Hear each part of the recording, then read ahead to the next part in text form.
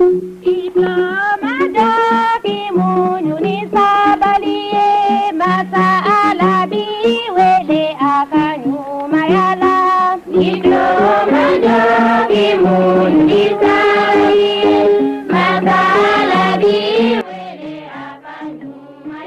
frères et sœurs, bienvenue sur notre chaîne Dadjika Blomba.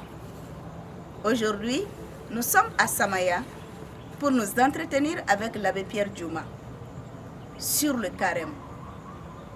Lors de cet entretien, il aura à nous parler de l'origine du carême, comment se déroule le carême, pourquoi les 40 jours, est-il obligatoire que le chrétien jeûne et pourquoi nous ne devrons pas manger la viande rouge lors du carême pendant les vendredis. Écoutons. Monsieur l'abbé, j'ai beaucoup de questions à vous poser.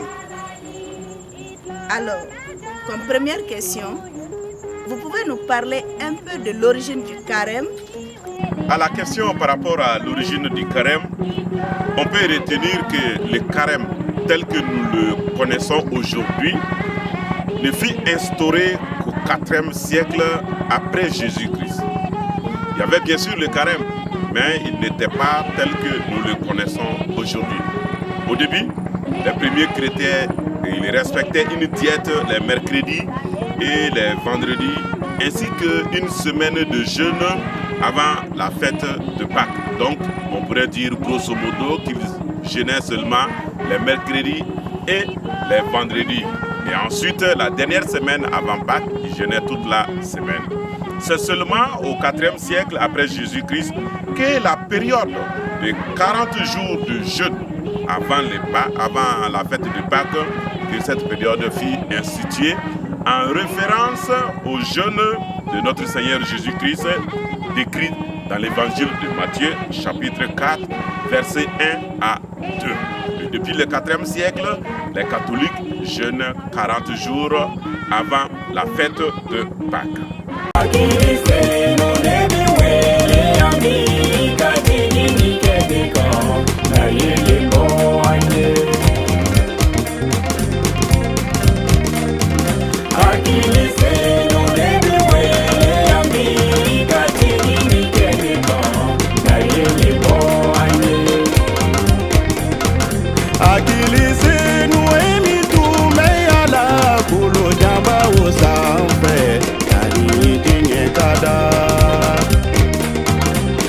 Vraiment, je suis très contente de connaître l'origine du carême. Et je sais qu'il y a d'autres qui le sont aussi comme moi. Maintenant, monsieur l'abbé, pouvez-vous nous parler du déroulement du jeûne chrétien? Par rapport au déroulement du jeûne chrétien, comme vous venez de demander, on peut dire que le jeûne chrétien, qu'il serait mieux de l'aborder en termes de carême chrétien. Parce que les termes jeûne et carême, souvent on fait la différence. Voilà. Je vais vous parler alors du carême, le déroulement du carême chrétien. Le déroulement du carême chrétien s'inspire de l'évangile de Saint Matthieu, chapitre 6, verset 1 à 8, ensuite du verset 16 au verset 18. Dans ces versets, le Seigneur Jésus-Christ lui-même décrit le carême chrétien en 3 points. Le premier point, c'est l'abstinence ou le jeûne. Le deuxième point, c'est le partage ou l'aumône ou encore la charité. Et en dernière position, nous avons la prière. Le premier point, qui est l'abstinence et que nous appelons généralement le jeûne, il ne s'agit pas seulement de se priver totalement du repas et de la nourriture durant 24 heures. Ce n'est pas ça seulement. Il s'agit d'un effort qui aide à se libérer du superflu et de l'inutile. Donc jeûner, dans le premier sens, le sens de se priver, il s'agit de se priver du superflu et de l'inutile, comme repas, comme boisson, comme nourriture. C'est s'abstenir de tout ce qui meuble inutilement notre vie. Se priver de tout ce qui est dans notre vie et qui est inutile sur le plan nourriture. Manger, c'est utile. Mais à un certain niveau, quand on est rassasié, continuer à manger, ce n'est plus utile. Il s'agit des distractions. Se distraire jusqu'à un niveau, c'est utile. Mais après, ce n'est plus utile. Il s'agit aussi des plaisirs de la vie. S'abstenir de tous ces plaisirs-là, s'abstenir de ce qui n'est pas utile, de ce qui est superflu, entre dans cette première catégorisation. Et ces abstinences, ces privations-là nous rendent forts contre les attaques du démon. Souvenez-vous, Jésus, c'est quand il était privé de tout cela qu'il a combattu le démon et qu'il a gagné en Matthieu 17, 21. Ce sont ces privations qui nous rendent forts contre les tentations du démon. Le démon, lui, il vit dans la gabegie. Ce dont on se prive pourra donc servir à aider les pauvres, notamment les veuves, les orphelins, les déplacés, et les sans-abri, les parias de la société. C'est le deuxième niveau alors du carême. Il s'agit du partage. Le partage ou la charité, qui est donc le deuxième pilier du carême. Se priver de nourriture et d'eau, c'est bien. Mais cela ne veut pas dire qu'il faut déplacer ses heures de repas.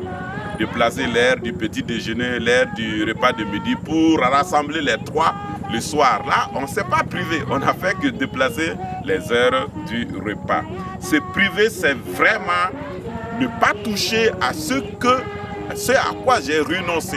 Laisser cela et le donner à quelqu'un d'autre. Si je le consomme encore, je ne me suis pas privé.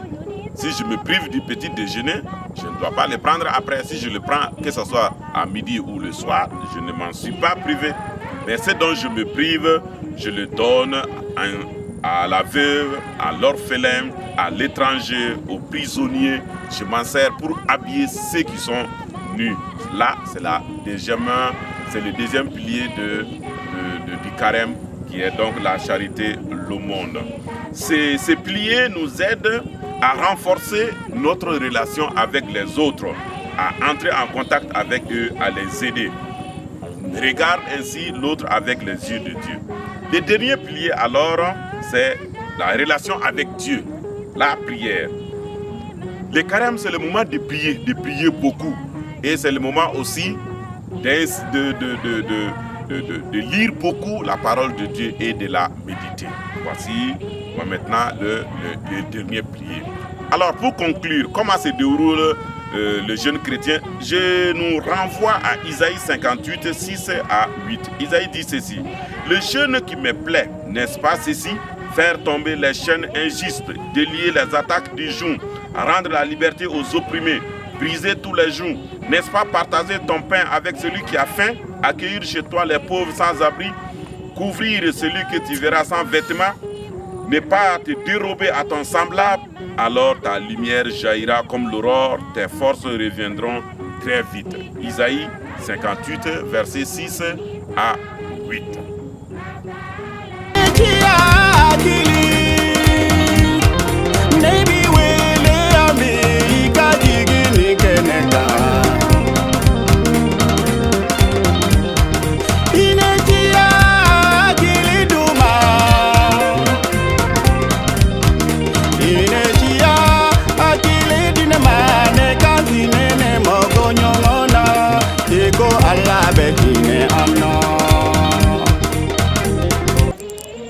L'abbé, comme je vous l'ai dit, les questions continuent toujours. Nous avons appris que le jeûne se fait pendant 40 jours. Pourquoi 40 jours? Par rapport à la question pourquoi on a choisi 40 jours, 40 jours, ça vient le mot 40 même vient, le mot carême même vient de 40 en latin. En latin, 40 se dit quadragesima, d'où le nom carême. On se rappelle bien que Jésus a jeûné 40 jours en Matthieu 4, 1 à 2. On se rappelle aussi la marche d'Élie qui a duré 40 jours et 40 nuits. 1 Roi 19, 8.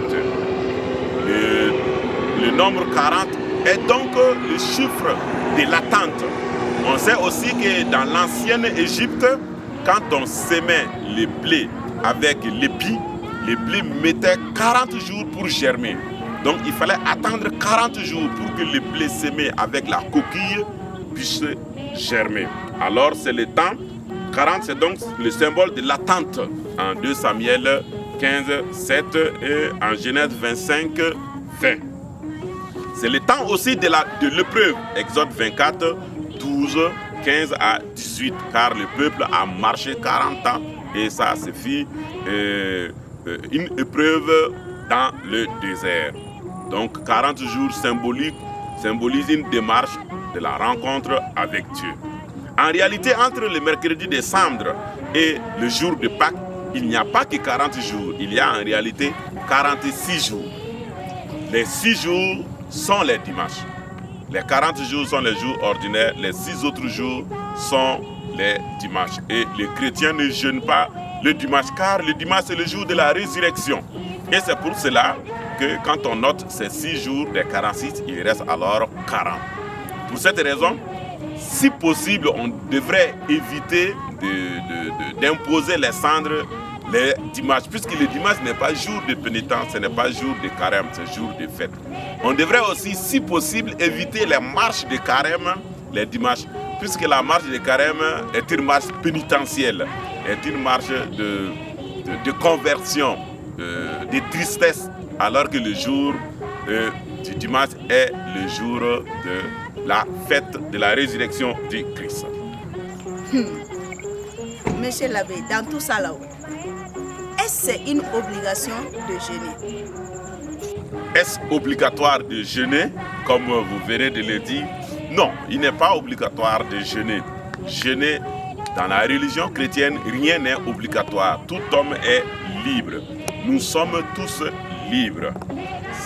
Et la première épître de Saint Jean nous dit: quand on aime, on n'a pas peur. L'amour parfait chasse la peur.